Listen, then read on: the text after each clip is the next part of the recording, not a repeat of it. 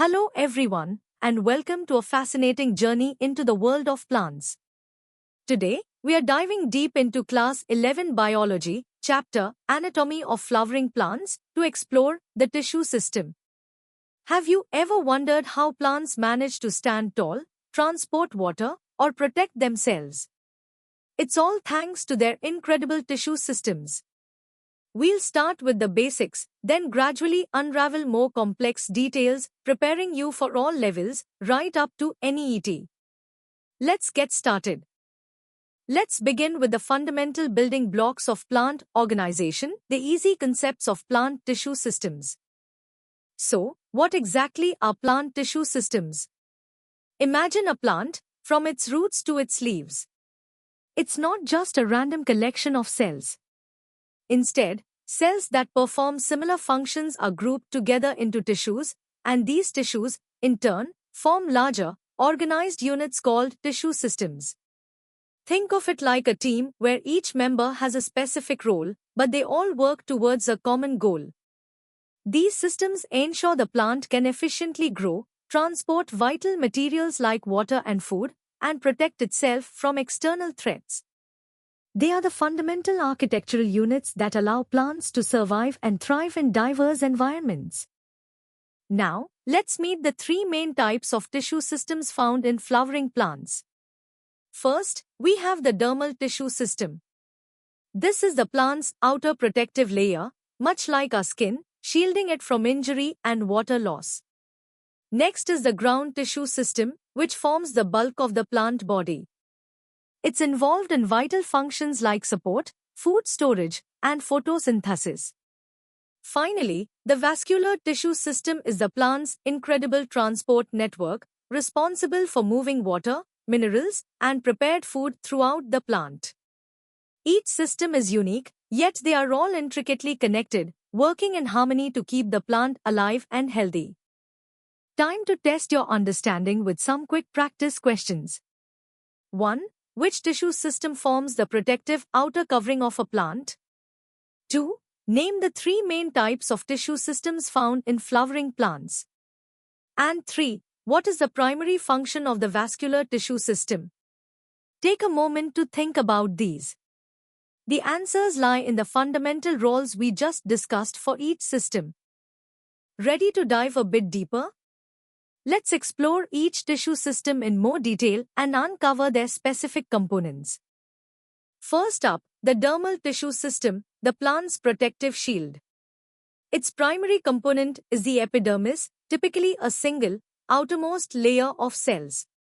Covering the epidermis, especially in aerial parts, is the cuticle, a waxy layer that's crucial for preventing excessive water loss. For gas exchange, plants have tiny pores called stomata, regulated by specialized guard cells. You'll also find trichomes, which are hair-like outgrowths that offer protection, aid in absorption, or even secrete substances. In roots, epidermal cells extend to form root hairs, significantly increasing the surface area for water and mineral uptake.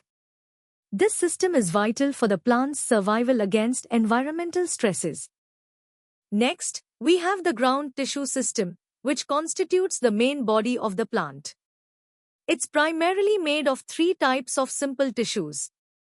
Parenchyma cells are the most common, thin-walled, and living. They're involved in storage, photosynthesis, and secretion, forming the cortex and pith. Collenchyma cells are living cells with unevenly thickened walls, providing flexible support to young stems and petioles without hindering growth.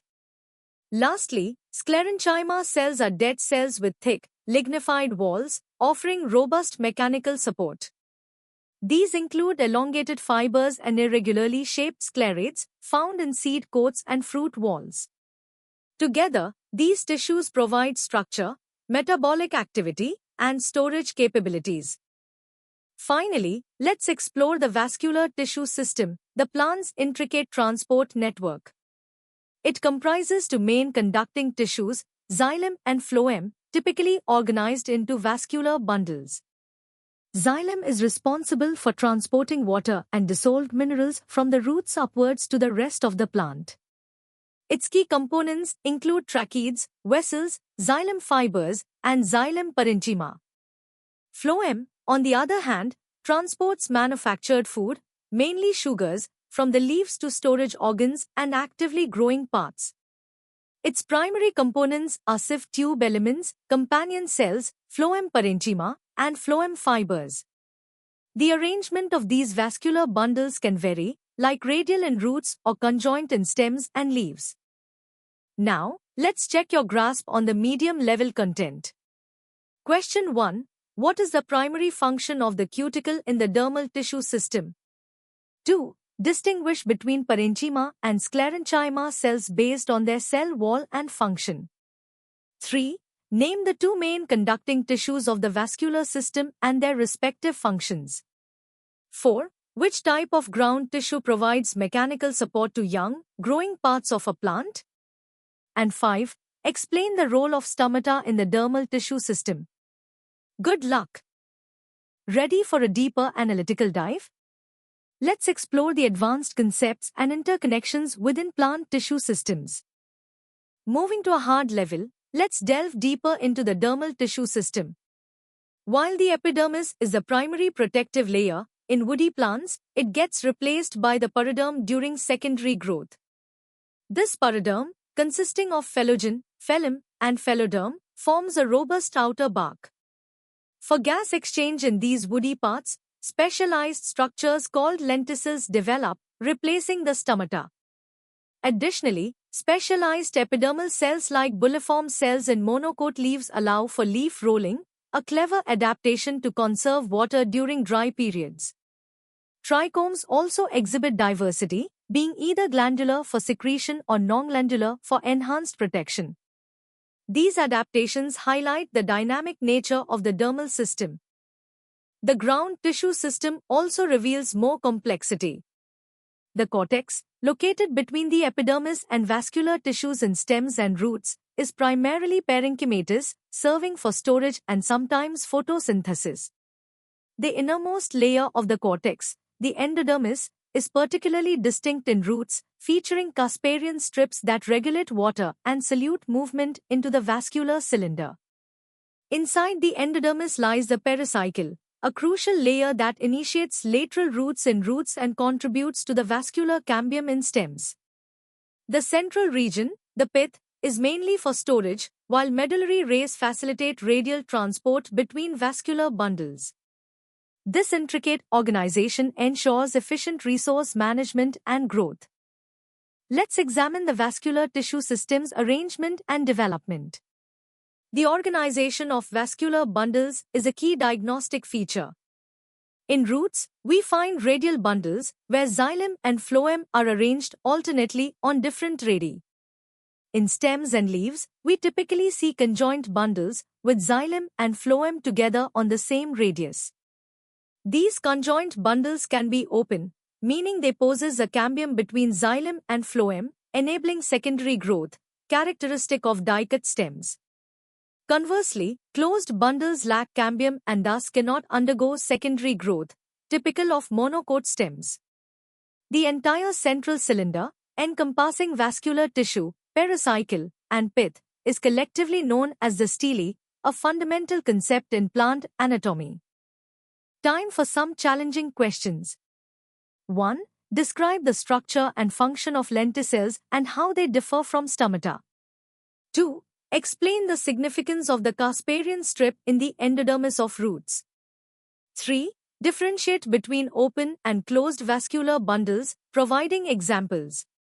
4. What is the role of the pericycle in plant anatomy, particularly in roots? 5. Identify the components of the paroderm and explain its function. 6. How do bulliform cells contribute to water conservation in certain plants? And 7. Discuss the arrangement of xylem and phloem in radial vascular bundles. All right, prepare for the ultimate challenge. We are now venturing into the hardest level, exploring competitive depth, evolutionary insights, and engineering principles related to plant tissue systems. Let's explore the evolutionary journey and developmental aspects of plant tissue systems.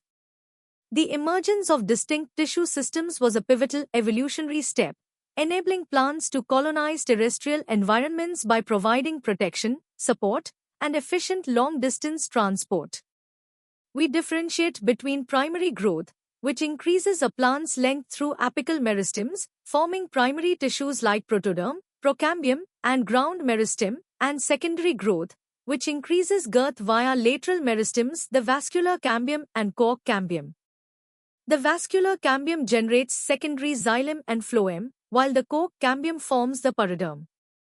Understanding this meristematic activity is crucial, as it underpins the entire development and architecture of a plant's tissue systems, regulated by complex genetic and hormonal interactions. Plants exhibit remarkable specialized anatomical adaptations, each with unique mechanisms.